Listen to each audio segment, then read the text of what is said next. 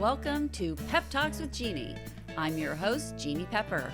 I started doing Pep Talks as a way to inspire you to do intentional acts of kindness and to further the goals of #BlazeItForward. Since its inception, Pep Talks has evolved, and now I use it to interview people actively making a difference in this world through their volunteerism, community service, or careers. My guests are all here because they have dedicated their lives to making this world a better place. Join us as we delve into the hopes, dreams, and aspirations of these truly inspiring and hardworking people. This season, we will be using a panel format in some of our episodes to bring together synergistic guests to discuss topics that weave the social fabric of the world around us. Welcome to another episode of Pep Talks with Jeanne. My guest on today's episode is Kim Turner. I'm so happy to have you here. Thank you for having me. Really appreciate it. So Kim, you and I have both been through a lot the last 7 years. We both lost our boys the same week, two very different things. Mm-hmm. And we have some strange kismet between us. We'll talk about that a little bit too. Can you tell our listeners who you are and what you're doing? Sure. So consider myself always a PTA mom. I was fortunate to be able to stay at home. We had 4 children, all pretty close in age, and very happy to be very involved in their lives and all their sports activities like we all do, carpooling and junior lifeguards in the summer, all of that. I was pretty involved in our, as I said, in our PTA and our school foundations, always enjoyed that participation. And our family was close. We were shocked and absolutely devastated when our youngest son, Patrick, took his life at 16. He was a sophomore in high school, and he fooled all of us. We had absolutely no idea that he was struggling. He was a good student. He got A's and B's.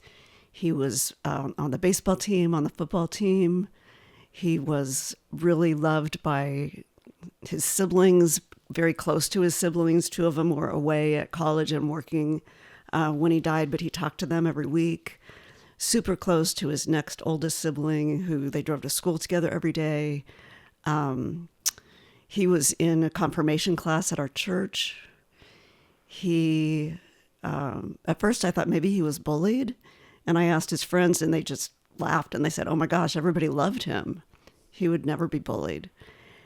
And so we were just distraught, as you know, and so confused. But fortunately, and the detectives told us this, which I have to kind of thank him. He was very thoughtful about how he went about it. He didn't do it at home. He didn't do it at home, which I'm very grateful for. He was close to home, and he was in an open space, so it wasn't like we had to search for him. He was found quickly. He had his ID on him. He had a sticky note with the passwords to his computer and his phone. And so the detective said he did this very thoughtfully, which was a weird thing to hear when your child just died. But they also said he's showing us these passwords. He wants us to find something.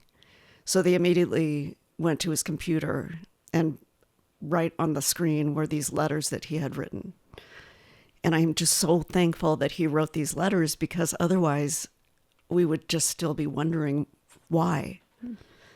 So he wrote one letter to our family that kind of identified each one of us and said, what he was so thankful for.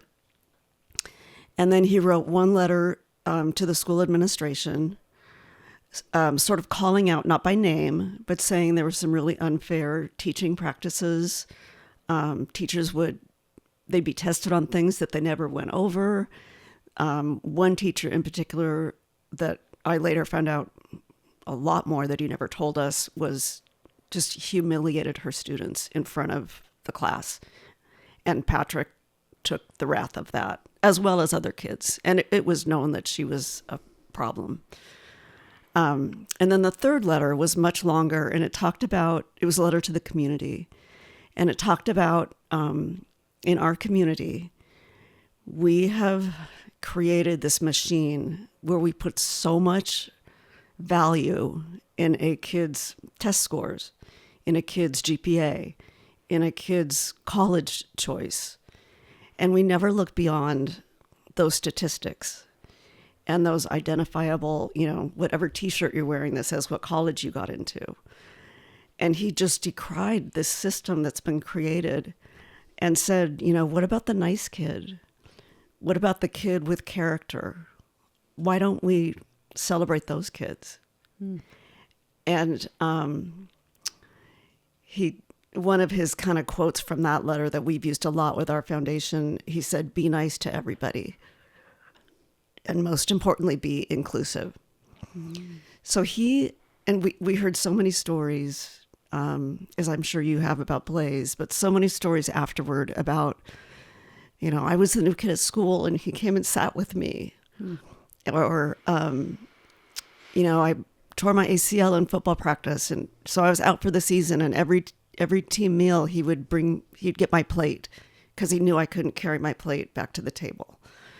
These stories that went on, and he just saw, the marginalized kids, the kids that were on the fringe, and he wanted everybody else to kind of refocus and open their minds to see those things. Wow. So it sounds like Patrick was a very sensitive person and very caring. Yes. Yeah, but very sensitive.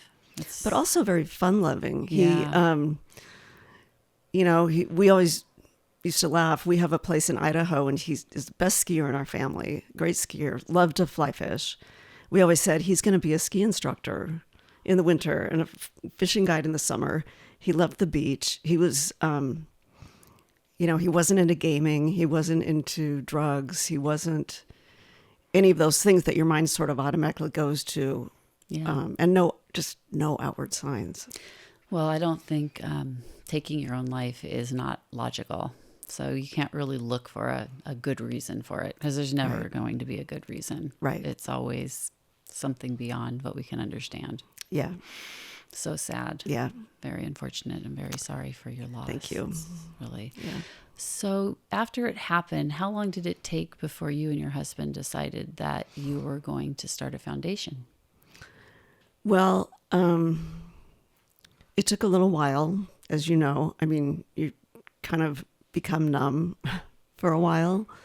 And I was really focused on our other children. Yeah. Because, as you know, as much as I was grieving, I just felt I got to keep this ship afloat. And we were all in such different places. The press came around, and some of us, something that sounded good to one member of the family was horrible to another member of the family. It was very hard to navigate, especially at first, what seems like the right step forward to take. It was such a public event. So that part was really hard. But I think it took probably about 6 months, and we really decided that we wanted to do something out of this tragedy. And our initial focus was on scholarships because of what Patrick said in the letters about nobody is celebrated if they go to a community college. I mean, he didn't use those exact words, but nobody wears a T-shirt that says, I got into welding school. So we decided that we would award scholarships to kids that were going to a vocational school or community college, because they don't ever get anything at awards night, on senior night in the high schools. So we started with that, and I really thought that's all it would be, but we will continue to do that forever because and that project has grown and grown, and we've gotten some of the greatest applications, and these kids are doing really cool things. We've had like aviation mechanics, medical technicians, culinary school. This year we had somebody go to clown school, which Patrick would have loved. I think he would have really loved that. So it's just really nice to celebrate kids that are not, on the traditional successful path that has been so embedded in our community. Boy, it's so interesting that you say that, traditionally successful. When did we stop seeing people as successful that do the hard work. Yeah. I don't know when that happened. It's just so either. ridiculous. Your son was 100% correct. And I think it will take all of us to shift that. You know, parents, when you go to graduation parties, that's all the parents talk about, you know, is where Susie's going to go to school. So, yeah. So we're just working to shift that tide a little bit in our small way and to really celebrate kids. And it's fun because they'll get invited to the awards night and they don't even know why they're there sometimes. It's a surprise. So it's just a really positive way to kind of spread Patrick's message. I think that's beautiful. And some of those kids probably need financial assistance more. Yeah. Yeah, that's really a beautiful thing. So something beautiful came out of something terrible. Exactly. Yeah, it's interesting. I don't know if it's I don't know what the statistics are on people doing things like this, but you know, that was our first reaction as well. Mm-hmm. Was let's make this something good because you know, we're going to have a long time dealing with this. Right. So we better do something positive with it. Yeah. You know, you can't live in negativity forever. Exactly. You don't want to anyway. And they wouldn't want us to. No. But your son sounds like a very, very kind also, very kind-hearted, very well-liked. Yeah, that's really, really something. And how's your husband doing with all of this? Has he been 100% supportive of the organization? Oh, yeah. Uh-huh. Yeah. He's not as involved. We don't need two captains of the ship, kind of. Yeah. But he's a great support and a great sounding board. My daughter is very involved. She helps a lot with our social media and really every piece of it. She's super involved. So it's been great. And it's been very well received by the community. I think partly why we've garnered so much community support is because our family was just normal, whatever normal is. And so I think people looked at us and what happened with Patrick, and they sort of thought, wow, if that can happen to them, it could happen to any of us. Yes. It's kind of the unthinkable, and I've heard, you know, I think everybody wants to put on the illusion that all's well in our household. And, you know, that's kind of what we're all, the pressure, again, of living in a community where nobody wants to say, you know, I'm sick or I have a weakness, but everybody's got something. Absolutely. And no family is perfect. And I just think we need to be much more open and supportive to talking about it. I totally agree with you. You know, when my kids were growing up, and I was concerned because there was a lot of anxiety in my house. My kids had a lot of anxiety. I mean, they gave themselves anxiety about school. Mm-hmm. I didn't have to put any pressure on them. They did that all on their own.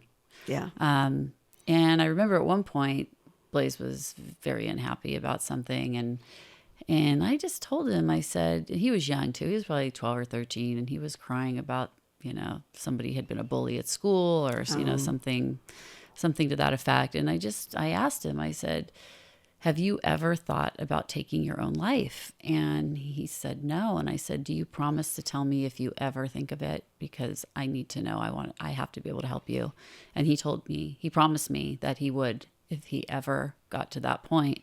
Mm-hmm. And I don't know if that helps at all in any way, but I think that everybody should ask their child that. I think that's a really important conversation. I think so. Because even the ones you don't, I mean, my son, you know, was anxious and crying. So I asked him, but, you know, you could have a kid that is just, you know, little Miss Perfect. Right. And it doesn't hurt to ask. Right. You know, because a lot of perfectionists. Yes. I've heard stories about these kids as well. One little thing goes wrong and it's the end of the world. Right. And I think everybody's afraid if they have that conversation, they think they're going to give the idea. There's research that shows that is not true at all. Talking about it does not increase suicide. Yeah. It's a healthy conversation. I ended up having that conversation with all of the kids, and I told them all that, you know, we need to be able to talk about these things. If there's ever ever any thought of this that we need to know. And we're here to help them. Yeah. Because, I can ask you this now, or I can wait and see. I think that's wise parenting. Yeah. So, I mean, it's just a suggestion for parents listening that if you really, they may never tell you before they do something like that, but right. there is a chance that they will. You might be able to prevent something terrible from happening. Yeah. It's possible. Have that conversation. Yeah. Yeah. So tell me about how your kids are doing since this happened. Have they? They're all kind of in a different place. Yeah. Some of them resisted therapy. Some of them go regularly still. So that's been kind of hard, but I think they're finding in their own way how to move forward. But it's definitely smoothed out now as time, everyone says time heals. It doesn't heal because it never goes away, but I think it's less jagged than it was, in the first couple of years. Yeah. So I think they're figuring it out. We're able to have joyful times, which, in the beginning I thought, how are we going to ever have joy again? But we do. And Patrick would want that. He told us in his letters, don't let this slow you down. And I said, really? This is going to slow me down for a little while. He was very specific that he wanted us to continue and go right on ahead without him. So. Wow. Yeah. Wow. So how did this affect your spirituality? Are you spiritual? I am very spiritual. And I cannot imagine going through something like this without faith in a higher being. I really can't. And we're pretty active in our church. They have been an amazing supportive group. They support our foundation. They support us as a family. So that has been truly helpful. But I do, I think we all, or I wonder, like, what is my real purpose here on this earth? And why am I here? I think we all have a reason to be here. And working on this foundation, I feel like has given me a new purpose. I was kind of looking for something, not that I wanted it to be this, but my kids had graduated from high school and they were in college, and Patrick was still at home, but she was going to shortly be moving on probably. And I feel like, well, maybe this is what the plan was all along, and I never knew. And now I'm, as tragic as it is for all of us, but maybe this is, my job now. That's interesting. I've never really liked it when people said things to me like, there's a reason, this happened. Like, yeah, I feel like, no, there's no reason for this to happen. Yeah, this isn't supposed to happen. Yeah. Like, I kind of detest that line of thinking, like that a young person needs to die, peacefully, violently, whatever it is, but right. that it's not natural for a young person life to end like that. Yeah. So I don't agree with that, but I would agree that our time here is for learning. Mm-hmm. And perhaps that was a learning experience for our child as well. Yeah. If you believe that this isn't the last incarnation. Oh, no, I think I will see him again. And Definitely. I believe that as well. Yeah. I don't know how or when, but yeah. I don't think that anything is finite in this universe. That's how I've learned to cope with this, is that I agree. I think that there will be more opportunities for some kind of goodbye. Yeah. I hope. I agree with that. Or hello, or whatever it may be. And I feel like, I don't know if you feel this way or not, but I feel like he's always with me. Do you get that sense? Yeah, I do. I feel like he's still here. Yeah. Maybe I'll feel that way forever. I mean, he was here for 19 years, so right. I still feel like he is still here. I agree. And it took a long time for me to really accept that I wasn't going to see him again. Yeah. But that doesn't mean he's not here. I agree. So he could be in China. Yeah. You know, Who knows? hey, people go places, and Yeah. But I mean, we know that he's not in China. But I think, feel like yeah. their spirits are here. But yeah, I do believe that. And do you believe in coincidences? Like, what do they mean to you? Are they just things that happen, or do you think there's any spiritual I think significance? there's some spiritual significance. I think that some of the people that I've met since we lost Patrick have been kind of life-changing. And I don't think it's a coincidence that some of the people that I have been introduced to or just kind of met in roundabout ways, I don't think it's a coincidence. Yeah, it is interesting. And it's also strange that your son passed away the same week that Blaze did, and you live down the street from the person that killed my son. That's kind of strange also. It was a very surreal time. Yeah, I mean, you hear, I think it was within a couple of days. Or maybe, I don't know exactly. I know Blaze disappeared on January 2nd. Yeah, it was a couple of weeks. So it was A within few that. weeks, but it was all when that craziness was going on. It was and like really like, I mean, I remember when I heard that they had found your son, I couldn't imagine that there was another murder. Was there another murder? Right. And it just happened to be in that neighborhood. It was just a weird. Before we knew that Patrick was the body in the park, Yeah. my mind went immediately to Blaze and that connection. And I thought, oh my gosh, that's so strange. Yeah, it is weird. And then it turns out it was. Yeah, it is very weird. Yeah. And we both ended up doing something positive. Yeah. So that's Yeah. not weird. Right. And I'm glad that you did that. I'm glad that you and your husband found a way to cope that was so positive Yeah. and so meaningful.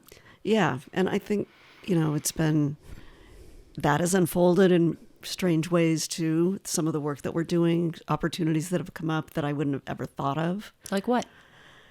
So I have a great board. I call them Patty's Peeps. And they are just a tremendous group of people. And we were having a meeting one day and we thought, we should write a book for kids about mental health, but in kid terms. So it would be, about your anger or about, don't be a bully or how to manage your feelings. Those just very elementary type picture book. And so then we looked into that a little bit and we thought, we really know nothing about writing a book. And we certainly don't know how to get it published. So what we ended up doing is, with a professional, I curated a list of about 20 children's books on all of the topics I just mentioned. And I bought the books from a darling independent bookstore because I didn't want to buy it from Amazon. And we gave a set of those 20 books to every Newport Mesa School District library, elementary school library. And then they were so well received. We also did it for every elementary school in the Irvine School District. Wow. So that was because I think if we can start talking to these kids when they're younger and they don't know how to manage their feelings, if we give them some tools, then when they get a little older and their problems are bigger and probably more complicated, they might have a little something in their toolbox where they'll know how to handle it better. Wow, that's a really beautiful gift that you gave the schools. And it was just, I love books anyway. And so we had all these books in my garage. It was just a really meaningful project to me. That's fantastic. We actually had a guest on our show from the Extraordinary Lives Foundation. I don't know if I'm not familiar with them. Well, they have books. They create children's books for exactly that same purpose, to help children with mental health issues when they're young. And that character there is named Blaze. They named this character after that's so my great. son. And I'm going to put you in touch with I would love that. with Mara James from the Extraordinary Lives Foundation, and you can watch her podcast. It was last season. Yeah. It was one of the first ones we had. That's terrific. Yeah, she's a very spiritual person, and we actually had her daughter in yesterday. Oh. We interviewed her daughter, who is a healer. Oh my gosh. Yeah, so this is a family that's very into helping other people. Yeah, and her husband is also a doctor. Okay. A medical doctor.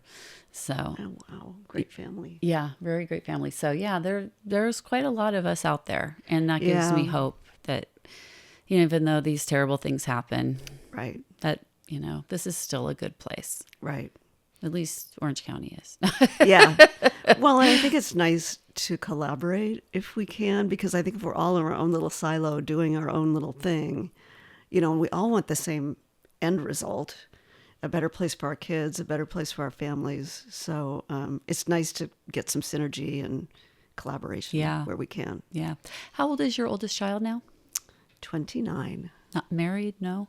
Not yet. Okay. No. So you have like a lot of things to look forward to with I know. So many of my children. friends are becoming grandmothers, and they are just over the moon. They're like so giddy about it. So I can't wait till that phase comes along. Yeah, but that will be quite amazing for you and for me someday. I know I think about that too. Like, well, when it first happened, I thought to myself, I really need something like that to happen, because then I can stop wishing that we were back before this happened. Right. Because like every day I would wake up and say, I wish it was the day before. Right. I wish it was the week before. I wish we were 5 years ago. But, once that happens and like, there's like another baby in the family, then how can you feel Very that hopeful. way? Yeah. You just have to be grateful. I do feel like, and you probably do too, there's a before the event life that I lived, and then there's the after the event It's life. very And it's weird. I cannot.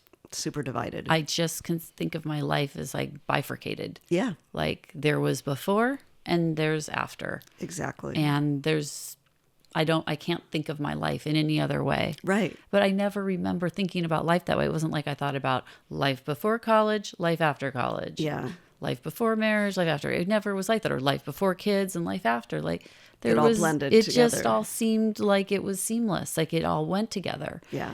But I think when you have this trauma, it's like now all of a sudden it's like that life ended. Yep. And now it's a new life, a different world, a different way of looking at things. Everything looks differently. Doesn't it look differently when you've been through this? Yeah. There's just something so wrong about a young person Right. that passes away so early with so much promise and who brought so much joy to the world. Right. Yeah. It's a very hard thing for parents to accept.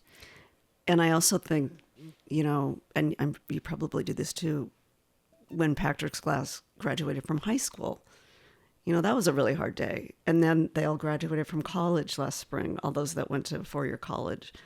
And that was kind of hard because your mind it seems like we got cheated. Yeah. Yeah. I definitely understand that feeling when, people were telling me that, their kids who were so much younger than Blaze were finishing college. Mm-hmm. And I was like, what? Yeah. They're finishing college? Well, he would have been in his first 2 years of medical school or, in his third year of medical school now, or almost finished with medical school now if he had survived. So such a bright person that. Yeah, it's, so it's just, it's kind of hard to wrap your brain around that all of that promise and, all of we put so much energy. It's almost like we manifested these kids to be who they were because I always wanted a kid like this. Right. I always wanted a child that was so smart who could understand everything. He seemed like the whole package. I mean, from really what I could. didn't know him, but from what he I've was read. the whole package of good and bad. I mean, he was great at a lot of things, and he could be a real devil at home. And he was multifaceted. He was complex, but he was also very gentle and very kind. And in my mind, I could forgive all of the other nonsense that he did because none of it was mean-spirited. It was just all his, his crazy sense of humor or his temperamental nature because, he was a temperamental genius. Right. So I think that people that are that smart are allowed to get angry sometimes. Yeah. Or act crazy sometimes. But, right. he was that kind of a kid. And I'm sure Patrick had a lot of promise as well. That is just so hard. But it's so, I don't know about you, but, we're 7 years out now. And thank God we had a guilty verdict in the criminal proceedings. Right. But unlike you, my life has not been able to go forward. Right. Because, I had to postpone cancer surgery because I didn't want to delay a trial. Wow. I put off vacations because I didn't want to delay a trial. And there were so many delays. So many delays. It just strung out forever. And so long that we waited and waited. So many summers where I thought, gosh, I can't plan a vacation this summer because I don't want to cause a delay. So yeah, it was a lot of things like that happened over the years, and I won't have to consider that ever again. Which I'm really grateful for you, because I cannot imagine that hanging over your head on top of everything else. Yeah. That's just another layer of heartache. It's been very difficult, but I am grateful that it is over. And now, 7 years out, I feel like I can look at pictures of Blaze and just feel joy and just love and happiness that I had him for as long as I did. That's a really good way to say it. I feel, and I'm always, birthday's hard. The day he died, the anniversaries are very hard. Oh, but on so his true. birthday, I try to be more joyful because we did get to have him for 16 years. And he brought so much joy to us and so many other people. So I try to, that's taken a long time to get there. Yeah. But that helps. But yeah, well, now when in my studio here, and if you are listening to this and you're not watching it on YouTube, you might want to check out YouTube. We have a lot of things that belong to Blaze here in the studio, and a lot of beautiful things that were given to us after he died, gifts from various people and organizations that were so kind to us. But it makes me happy to have these things out now. This is not the home that we raised our children in, so everything had to be packed up and put away. And for many years, those things just sat in boxes, and I couldn't access them.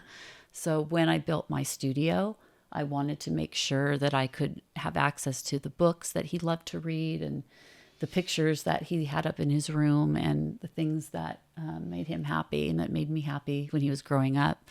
I even have some of his favorite books from childhood that I couldn't get rid of them because we loved them so much when he was a kid. So yeah, I even have a collection behind me, Bon Appetit magazine, which he was the editor of at his school. Yeah, at Penn. Yeah, at Penn. So and that just makes me happy to have these things here. It's kind of like we're surrounded by him, yeah, which is a sweet feeling. Which is why when you said, we were talking, I can't remember if we had this on air or not, but that we feel like our children are still here. And that's part of it is that when I have all this stuff here and I look at it and I remember every one of these things evokes memories for me. So that, it's good now. Comforting. It's comforting now. Yeah. It's very comforting. And and now I just wish I could talk to him. I wish I could just have one of our conversations. And sometimes when I feel like that, I just kind of hear his voice in my head, just, commenting. Because I really think I know what he would say. Yeah, yeah. Well, we knew them better than anybody. Yeah. Right? So true. Yeah. So, yeah. But I do try to stay positive. Yeah. Because it's very easy to go the other direction. And, Definitely. I have my days. We all do. Yeah. You can't, it's not always, rainbows. No. Did moving to a new home, was that helpful? A change of scenery? For me, it was because Blaze and I love to cook together. And so when, after it happened and I would be in the kitchen, I would get nauseous. I just couldn't even be in the kitchen because it was so upsetting to me. So I started losing weight, and then I wasn't thriving anymore. And my husband and I looked at each other about 6 months in, and I said, I think we should move. Yeah. And he said, let's do it. And we had never considered leaving the neighborhood we raised our kids in. Right. Never. I mean, in fact, we liked our neighborhood so much and our kids loved it so much that at one point, instead of leaving, we moved to the house across the street. Oh. Because it had a bigger lot and we wanted more land and we wanted a swimming pool for the kids. So we bought a house across the street that was more what we wanted. Right. So, and we lived in that house for another 8 years before we moved. Yeah. So we were there for 20 years. But moving here was good because it was closer to my husband's work at the time and closer to where the kids were going to school. Okay. So it was a convenience thing, and it also was very helpful for me. Kind of a fresh start. Yeah. It definitely got my head back in the game again because I just wasn't, I couldn't I couldn't cope there very well. Right. It was very I difficult for understand. me. Yeah. But you're in the same neighborhood. We're still in the same neighborhood, in the same house. Yeah. And I think we'll probably be there for a while, but it's all right there. I mean, all the memories. Yeah. Yeah. Do you keep your son's room still as it was? That's nice. Yeah. I wish for the most part. Yeah. I wish I could have done that, but Yeah. yeah. That one thing that happened though after Blaze passed is my housekeeper decided to unfold his suitcase and put all of his clothes away. Oh. Yeah. So when that happened, I was so distraught that she had done that Ooh. like I just couldn't really think about trying to preserve the room or Right. the integrity of the room. Right. Because it just like, she moved everything around, she put everything away, and it was like, okay, now what? Kind of. now, yeah. now we have a guest room. Great. Yeah. This was his room the way he had left it, Right. where everything was where he wanted it. And now I don't know where anything, Right. Where it was supposed to be. that took my brain a little while to get used to that had happened, but maybe it was for the best. It's because at some point in time it had to happen. I know, but there's no right time. I know, But I can see why that would be upsetting. It was at the time, it was distressing. And I talked myself down by saying it was going to happen eventually. Yeah. Maybe she just saved you the trauma of having to do it angst. yourself. Right. Yeah. That's a good way to look at it. But giving a lot of grace. Yeah. The positive spin. Yeah. Yeah. We learned how to do that. Yeah. Less work for me. Yeah. Yay. But there was even like a way that he folded his clothes, which is why I didn't want to touch anything. Like gosh. he was crazy about folding things the way that Marie Kondo did. Oh, right. And so like he and I would like practically have competitions to see who could fold their stuff better. Gosh. And so he had folded his stuff meticulously. He was leaving for school 3 days later. The suitcase was packed and He was all ready to meticulously go folded back. and ready to go. Yeah. So that was Oh, was my really goodness. that was all hard. Yeah. But talking about it now, it's like, it just feels like I'm watching a movie that I've seen 100 times. You figured it out. And Yeah, it's Yeah. like I've seen this movie. I know how it ends. Right. It's not nothing new. Right. Right. You can't dwell on it. Yeah, I try not to. I try not to dwell on those things anymore. Yeah. What have been some things that you've done over the years that were inspired by Patrick, other than starting your foundation? I'm sure that there were maybe things that you gosh. did, places you went. I would say instead of like a place or an event, I think it's made me a nicer person. Wow, that's really beautiful. Because, and I think I was pretty nice before, which probably sounds funny, but it just gave me a different perspective on so many levels.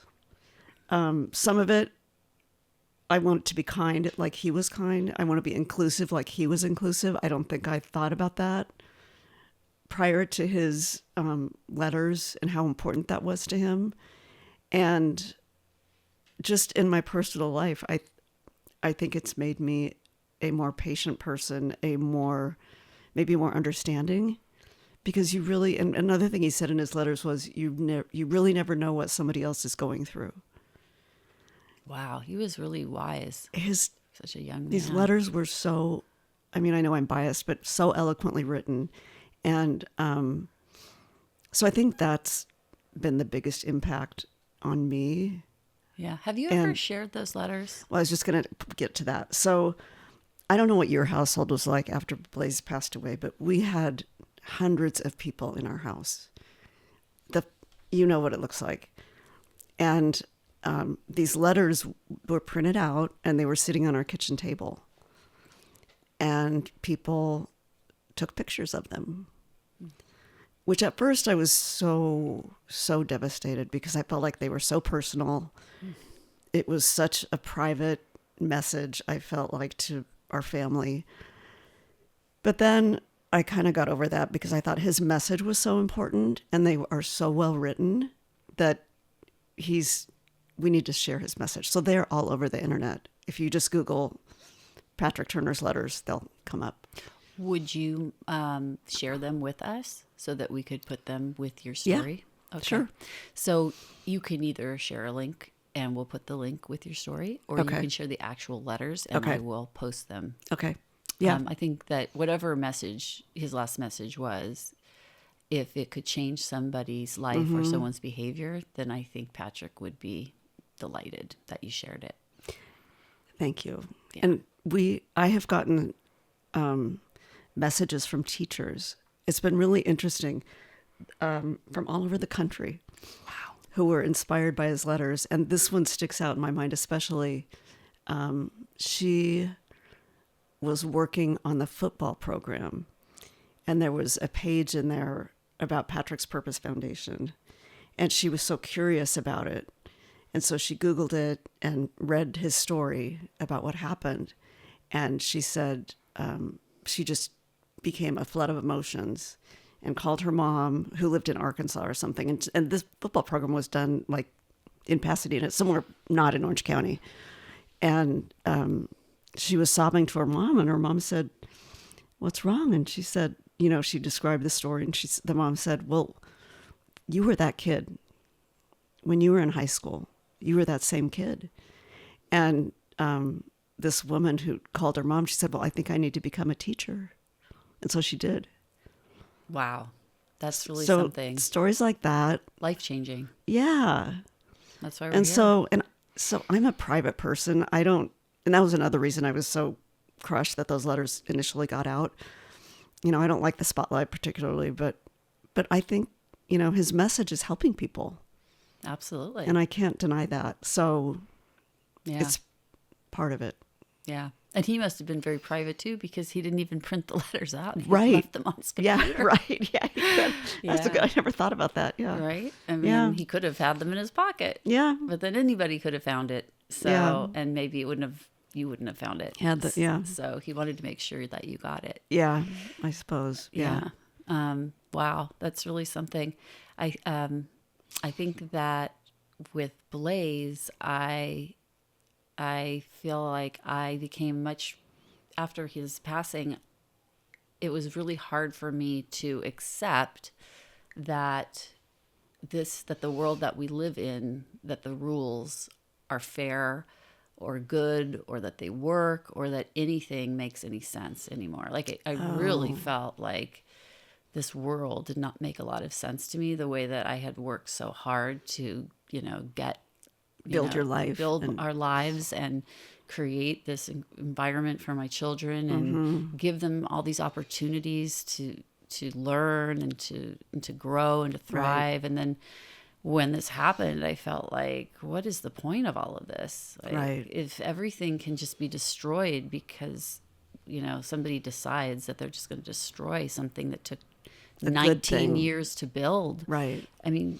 people in a couple of hours destroyed 2 towers with thousands of people in them. Right. So we can, so easily destroy things in this reality. Things that are so hard to build and so hard to create. I mean, somebody like Blaze or Patrick are one in billions. Right. 1 in billions. There's nobody else like them. Unique snowflakes. Yeah. And, for them to just be destroyed, to be gone in a second, it's a very tough thing for someone who has been a real rule follower like I was all of my life to accept that. So when the rules didn't produce the result that I thought that they would, that was hard. So I think I've kind of accepted that, in this reality, this is a harsh reality. Right. And it's not for the weak. It's not for, you have to be able to withstand a lot of pressure,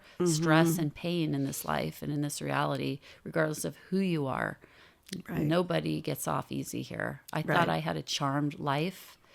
I would wake up grateful every day that that my kids were healthy, that we were comfortable, thriving, that everything, that we got to take a vacation every year. I was grateful for all of it. And then all of a sudden I was like, what are we doing here? Like, what is the point of all of this? Yeah. Like, this is hard. Yeah. This is a hard place. But doing the work that I do now, I only do things that I'm really passionate about and that I think are going to move the needle. Yeah. I don't waste my time with anything other than that. I agree. You become very focused. And life is short, and time. we don't have forever anymore. Yeah. Like we did when we had our kids. Yeah, I agree. So I want to make sure that I accomplish as much as I can for as long as I can. And that's pretty much been my focus, because this is a harsh reality and things can change in a heartbeat. Yeah, we've both seen that. Yeah. So, and there's so much that needs to get done, and there are so many people that need help. So we can't do enough, and we can't start soon enough. Right. And anybody that's listening to this, if you have children and you want to see this world get better, you can't just sit there following all the rules and just thinking as long as you get your kids through the system that you're scot-free, because that's not the truth. The truth is that your kids are going to grow up and they have to live in this world also when you're not there to make it perfect anymore. Yeah. So if you can't make the world perfect that they live in anymore, you better start working on the world that we all live in. Do what you can do. Do what you can, because it's not just your kids, it's your grandchildren someday, hopefully, and it's your neighbors, and it's all of the people that you care about. They are all affected by this reality. So we need to all do something. Yeah. Even if you're just coming into a recording studio to be on the crew of a podcast. Yeah. That's the best. Whatever it may be, we all do our part. Yes. And so I'm grateful that I can do this, because it is a luxury. Yes. Isn't it? What did you do before you became a philanthropist? I worked in accounting. And then when I started having my family, I became a full-time mom, which was such a gift. And I enjoyed it. I really did. And I look back. In fact, I was looking at some old home movies the other day. It was chaos. I had 4 kids under the age of 5. Oh, that is chaos. And I don't know how, looking back, I'm not sure how I did it, but I did love it. So. Yeah, that's so amazing. I have a few friends that have more than 3 children. And you have to be a special kind of a person to remain sane with 4 children in your home. Yeah. I've noticed that they have like the special ingredient that I'm lacking. I'm sure you could do it too. Oh, no. If you can do 3, you can do 4. I don't know. The third one, though. Yeah. I think if you can do one, what's another one, you know? But yeah. Right. Yeah. So. But yeah, that's really something. So accounting, then 4 kids, and you stopped working as soon as you had your first, or how long did it take? I tried. My employer was so gracious, and they said, "Oh, bring her in. You can bring her to work." And it was the mid-90s, and I just couldn't do it. I was a mess. I mean, with my first one, you feel like you don't know what you're doing, and so my husband was really wonderful and said, "It's your choice. Whatever you want to do is fine with me." So, and my mom was a stay-at-home mom, so I just wanted to replicate that, and felt very grateful that I was able to do that. Yeah, that was somewhat of my goal also. Yeah, I had that as well, but I don't hope that our kids can have that too someday. I hope they can too. I don't know. It's a different world now. Yeah, very different. Yeah. So, do you have volunteers that help you with Patrick's Cause? We do, and I did want to mention that we one of our big events that sort of grew organically is we do an annual walk. We call it Walk With Us, and the purpose of it is to bring attention to teen mental health and to talk about it's okay if you're not okay. So we get a food truck or some kind of catered food, and it's just about a 2-mile walk around our neighborhood, and it's been such a sense of community, I think. We started out with maybe 300 people, and now we had, I think, about 1,000 last year. I keep thinking the city's going to say you're too big, but so far so good.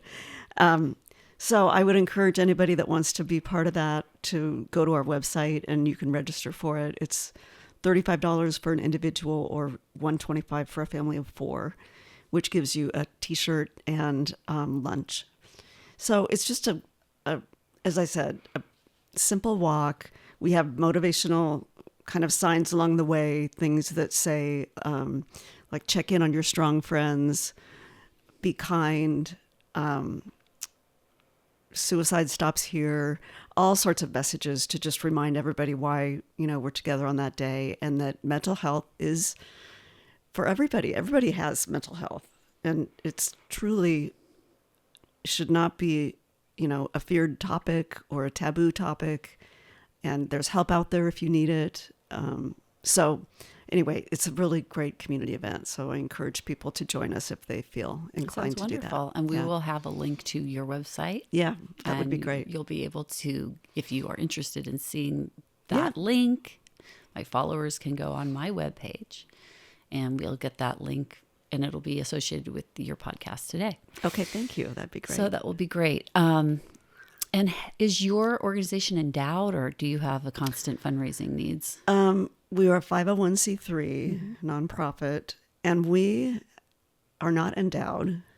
We have been so graciously supported by so many people, and we've never had to have a fundraiser. We've never had to do a gala or a golf tournament, which I don't think would really be Patrick's style.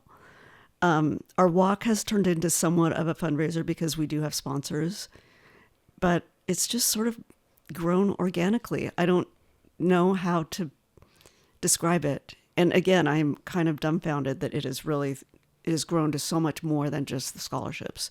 Interesting. So I'm really grateful. We've been able to pay for some, we created a scholarship program at Hoag Hospital's Aspire, which is their teen mental outpatient program. Oh, great. Because a lot of families therapy's expensive, super expensive, and a lot of insurance doesn't cover it. So they have families that need treatment for their teen, but they can't afford it.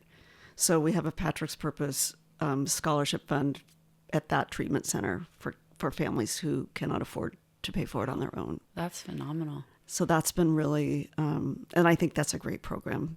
They're wonderful people over there. Oh, very good. So, so the funding has just come in, and I love that. I feel very blessed that we can, I just want to be a really good steward of any donation that we receive, and everything that we do goes back to Patrick's letters and kind of what he wanted.